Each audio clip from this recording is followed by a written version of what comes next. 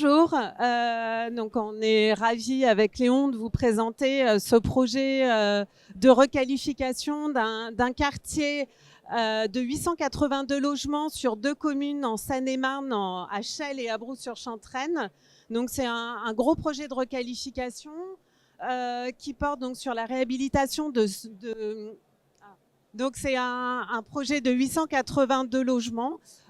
Donc en violet, vous avez donc la partie réhabilitation, les 552 logements individuels, dont les logements en vert qui sont en cession, et 330 logements en orange qui constituent le projet de renouvellement patrimonial, plus des voiries qui ont été rétrocédées. Donc la particularité de ce site, c'est à la fois d'avoir des pavillons qui ont été construits dans les années 20, 40 et 85, mais également du collectif qui a été construit dans les années 60.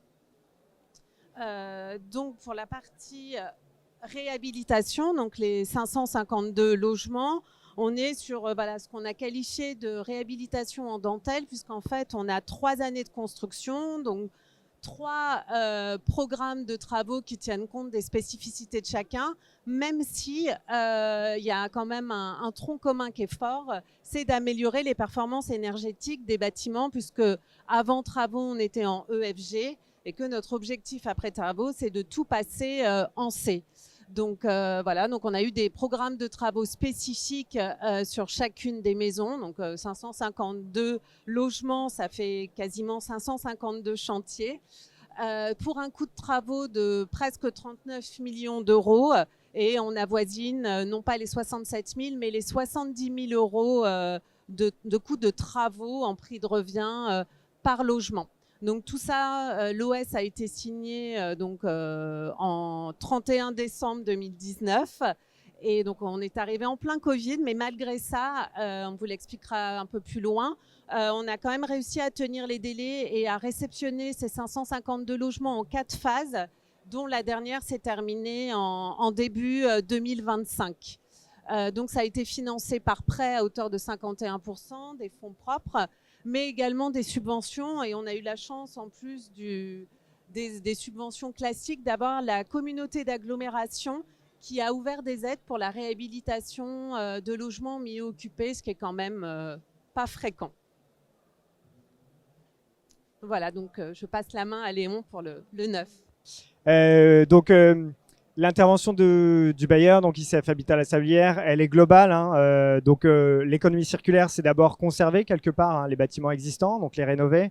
C'est ce qu'on fait avec la réhabilitation en milieu occupé des 550 pavillons. Et puis on a une deuxième dimension qui intervient de façon simultanée, en fait, qui est tout aussi ambitieuse, puisqu'on va venir déconstruire les bâtiments collectifs qu'on voit ici, des immeubles des années 60 en épi, construits en épi, les déconstruire par phase, pour venir recréer un quartier du 21e siècle qui a une continuité avec l'histoire de la cité jardin, la cité cheminote, notamment à travers les jardins et à travers l'économie circulaire. Un quartier vraiment mixte, un quartier à dominante logement social, puisque sur cette opération, on est à la fois bailleur social, aménageur, mais aussi constructeur des lots d'habitat social, donc avec une dominante résidentielle et résidentielle sociale encore forte, très forte, mais aussi avec des logements en accession, avec notre filiale ICF Habitat Promotion, et puis tout ce qui fait la vie d'un quartier, des équipements publics, des commerces, une aire de jeu, une résidence pour seniors. Donc voilà, sur un horizon temporel assez long, puisqu'on est sur une opération d'aménagement tiroir qui nécessite d'abord de construire l'offre qui permettra aux locataires d'habiter dans le neuf, pour ensuite déconstruire les immeubles qui permettent de libérer la prochaine phase de construction. Donc c'est un horizon de 10-15 ans. Eh bien, on vient créer ces 660 logements environ, et effectivement l'ensemble des équipements publics qui l'accompagnent. Donc on va essayer d'aller vite parce qu'on a vu qu'il nous restait 5 minutes. Donc on avait quand même un sujet à l'économie circulaire. Donc pour nous, c'était un enjeu fort sur cette opération et une expérimentation qui a été faite sans se censurer sur les 2 sites. Et puis pour vous parler plus particulièrement de la réhabilitation rapidement, on a réussi à valoriser 60% des déchets Donc, grâce à la mobilisation de l'entreprise générale qui a vraiment impulsé la dynamique. Donc, on a pu expérimenter dès la première phase la nouvelle vie, en tout cas l'économie circulaire sur les matériaux. Donc, vous avez les chiffres, 300 tonnes de tuiles, ça n'a pas été difficile. Le métal, on a réussi à le réutiliser également. Il y avait un projet sur tout ce qui était polystyrène, qui était un projet très intéressant et très valorisant et très vert de compacter le polystyrène. Mais l'entreprise a fait faillite dans le cadre d'un projet européen. Mais pour autant, on a continué dans ce plan-là. En tout cas, ce qui est important de retenir, c'est qu'on a pu valoriser 60% des déchets, donc 1860 tonnes, sur les 3100 tonnes qui ont généré le projet. Voilà, et dans la continuité de ce qui a été fait sur les pavillons réhabilités, on s'est fixé nous aussi des objectifs d'économie circulaire assez importants. En réalité, c'est venu tout simplement de l'autorité environnementale qui nous a dit là, vous allez démolir la totalité des immeubles collectifs du quartier. Donc, la priorité dans les enjeux environnementaux, c'est de massifier l'économie circulaire sur vos opérations de démolition et de construction. Donc, ça passe évidemment sur des immeubles des années 60 construits en béton. Ça passe évidemment par la revalorisation des gravats issus de la déconstruction. Peut-être que sur une deuxième phase, on pourra aller plus loin sur une déconstruction peut-être plus sensible. Et puis ça passe, là non plus sans se donner de limites, a priori, ça passe aussi par la valorisation de tous les matériaux de seconde œuvre, des lots de finition.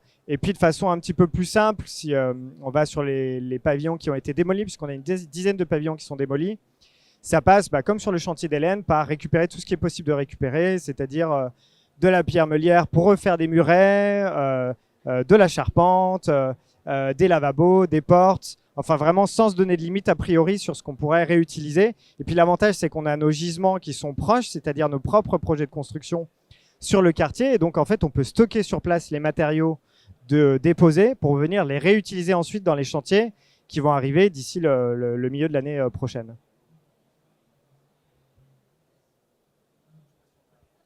Non, alors il y a 2 slides qui ont disparu. On voulait juste dire qu'effectivement, ce projet qui est assez large, qui est assez ambitieux en périmètre et en programmation, il a eu lieu, c'est assez banal, mais vraiment on l'a vérifié, grâce à vraiment une bonne collaboration entre tous les gens d'ICF et tous les services d'ICF, grâce à l'appui des 2 collectivités locales et même des 3 de la communauté d'agglomération, et grâce aux entreprises qui se sont investies et les maîtrises d'œuvre également. Voilà, on n'aurait pas pu tenir les délais et on n'aurait pas pu avancer de cette manière sans un appui des collectivités locales et de l'investissement de chacun.